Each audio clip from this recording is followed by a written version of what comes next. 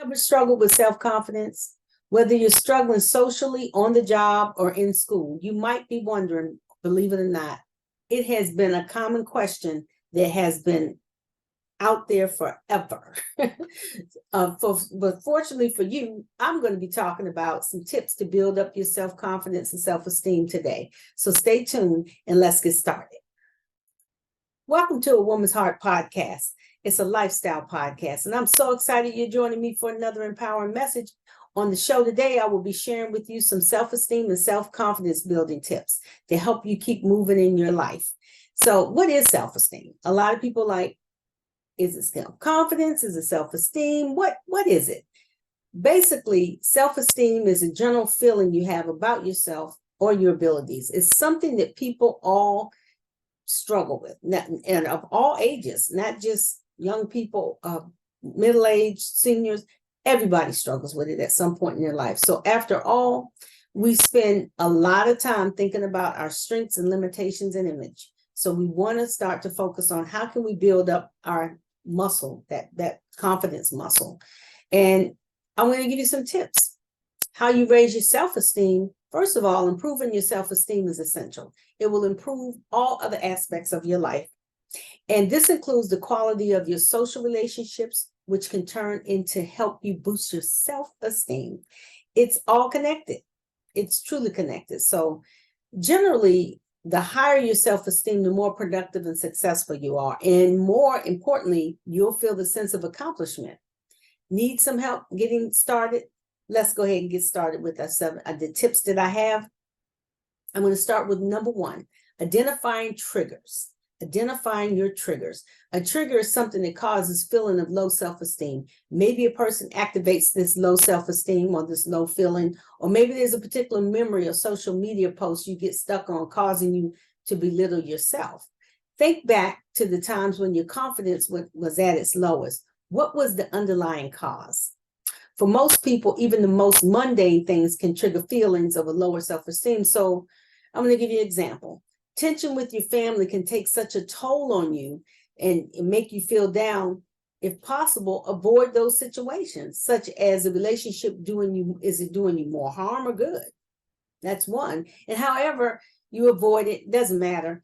It's always the best measure. And sometimes it is impossible, and that's okay. But coping skills such as speaking with someone you trust or doing relaxation exercises are a must. And in your mental health toolkit, you always want to be thinking about how can I not respond in a negative way. Number two, let self-love be your foundation. While the internet might lead you to believe that self-love is no more than a motivational poster in its purest form, self-love is one of the strongest pillars of self-esteem. Self-love is a feeling of self-appreciation that comes from doing the things that make you happy. It's about claiming happiness, about looking out for yourself and ensuring that your needs are met first. And that's okay. That's not being selfish. That's loving yourself enough to take the time out to do the thing that you need to get done. So remember, self-love doesn't mean you don't care about other people. It's all about balance. You can support others while being there for yourself without sacrificing your needs. And self-love involves listening to yourself, trusting yourself, and sacrificing for yourself, ultimately making yourself happy. Prioritize yourself when making plans, knowing you're worthy and you're enough. I love that. And number three is go big on self-care. Go big on self-care. Self-care is how you express self-love. Again, the internet might paint a narrow picture of this, but it's not toxic positivity. In fact, researchers have identified 6 life domains that may require attention when practicing self-love, and they include physical, professional, emotional, psychological, and spiritual life. So self-care really is the healthy habit we implement in our lives to ensure we get a solid foundation and get the things we need. So practicing such a healthy eating, sleeping, relaxing, reflecting significantly increases your feelings of self-worth. Endless things can make you feel worthy. A day at the spa. I love that. Oh, hot bubble bath. That's mine. I love a hot bubble bath.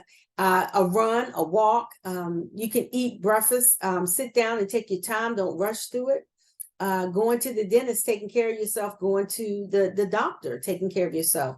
When you care for your physical, emotional, and mental health, you start to feel deserving of the care that you require. And in turn, this helps you with your self-esteem. So number 4 is give yourself some grace. This is so critical. I tell my clients this all the time. Give yourself some grace. We always give others the benefit of the doubt, but what time have you given yourself the benefit of the doubt and been kind to yourself? Your thoughts shape your self-esteem. So the next time you think of yourself as a failure or fraud or not good enough, you may want to cut yourself some slack and give yourself some grace. A rule of thumb, and this is a good rule of thumb, ask yourself if you'd be this hard on someone else. If the answer is no, then don't be so self-critical on yourself. After all, mistakes don't define you. Give yourself a second, third, fourth, fifth, and sixth, and seventh, and eighth, ninth, and 10th chance. This will go a long way in uplifting you. And number 5 is create a robust support system. A robust support system and network is so important. Whether you're an introvert or extrovert, doesn't matter. You need a robust support system. I call it my tribe. So surrounding yourself with people who uplift you can immensely help you when you're feeling a little low, and you can plug into that group. And number 6 is stand your ground.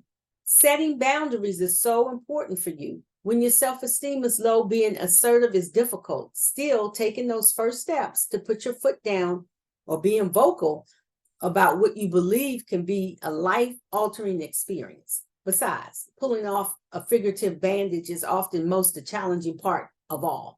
And if you have trouble standing your ground, reach to me in my IM. We can do some coaching and try some small steps first too. Maybe a friend invites you to do something you'd rather say no.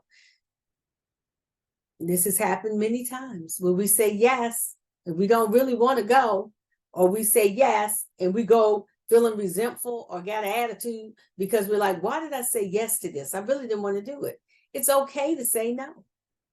And the last one is seek professional help and support if you need it. Studies have shown links between physical and psychological health. So asking for help when you need it is important for several reasons. There are many barriers to therapy, including stigmas, access to service, past bad experiences, financial barriers, and the list goes on. But talking to a professional can be life-altering. So if you need to reach out to a professional, do that. Often, having someone else to work through problems with you to reassure you can make the process of raising your self-esteem more manageable, and you don't have to do it alone. Plus, a licensed psychologist or counselor can teach you effective strategies and give you the tools that you need to manage your self-esteem. Now, remember, improving your self-esteem and confidence building can positively impact many areas of your life and your perception of your self-worth and success. So whether you are going through a temporary or long-term dip in your self-esteem, it's worth making the time and space to improve it. And as we wrap up, I want to say I've enjoyed my time sharing this information with you. I hope it helps, giving you some tips, something to think about. And remember, this is a podcast that we are growing. So make sure you like, subscribe, and tell a friend. Some upcoming empowerment events, calling all business owners, entrepreneurs, side hustlers, solopreneurs. If you're in business for yourself, whatever you're doing to make money on the side, we need to see you.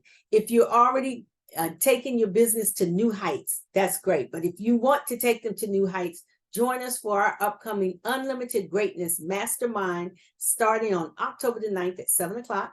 Unlock your business's full potential and connect with like-minded entrepreneurs. Don't miss out on this incredible opportunity, and virtual seats are limited. So make sure you take time out to either send me a IM, or you can hit me up on my email, voemetoday@gmail.com, or you can go up on the website and get a clarity call under voicesoфencouragement.com. Until we meet again, Ephesians 4:1, walk worthy of the call for which you were called.